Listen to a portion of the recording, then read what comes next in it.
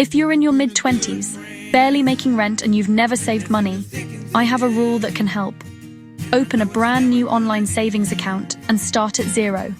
Every time a paycheck clears past your threshold, say $100, manually move $20 into that account. No automation. Feel the deposit and watch the number climb. If 20 becomes easy, bump it to 30 or 50. It is zero risk because it is your money, and you can take it back if you need it.